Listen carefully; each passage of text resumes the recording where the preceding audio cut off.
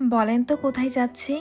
দেখি কে কে বলতে পারে আজকে আমি কোথায় এসেছি। হ্যালো এভরিওয়ান, আসসালামু আলাইকুম।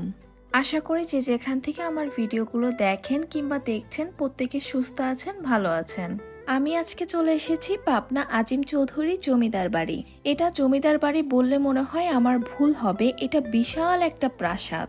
এটা কিন্তু পাবনা সদরের ভিতরে পড়ে নাই, এটা আমার গ্রামের বাসা থেকে খুবই কাছে। এখানে গেলেই প্রথমে চোখে পড়বে বিশাল বিশাল ড্রাগন গাছ, বড় বড় ড্রাগন ধরে রয়েছে। এর পাশে আবার ছোট একটা নার্সারির মতন বিভিন্ন গাছ। পরিবেশটা একদমই দেখার মতো। খুবই বড় পরিসরের বড় একটা জায়গা নিয়ে এই বাড়িটা। আমরা অনেকগুলো কাজিন মিলে আজিম চৌধুরী জমিদার বাড়ি যাই। এটা প্রায় 250 বছর আগের একটা বাড়ি।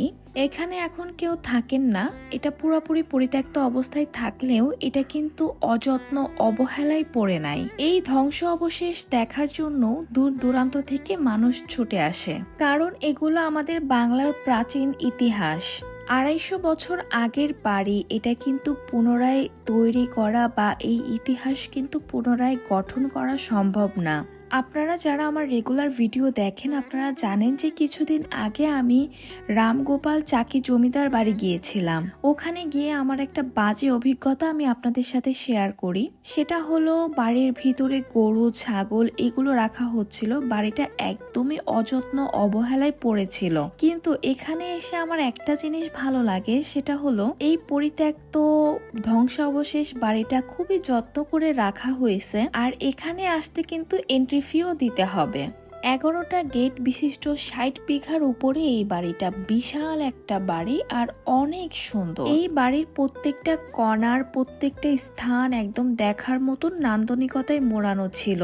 ওখানে অনেক আপু ভাইয়াদেরকে দেখলাম, তারা তাদের প্রোডাক্টের ভিডিও মেক করছিল কিংবা ফটোশুট করছিল।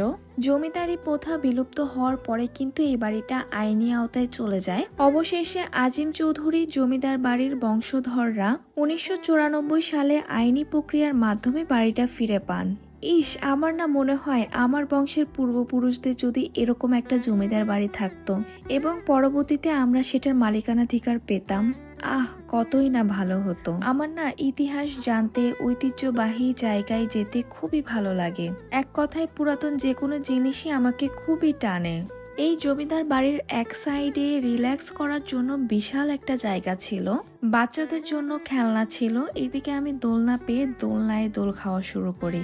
পুরা বাড়িটা ঘুরে দেখতে দেখতে আমাদের একদম পা ব্যথা হয়ে যায়, কিন্তু আমরা অনেক এনজয় করি, অনেক আড্ডা দিই। আমার আজকের এই ভিডিওটা এই পর্যন্তই। সবাই ভালো থাকবেন, সুস্থ থাকবেন।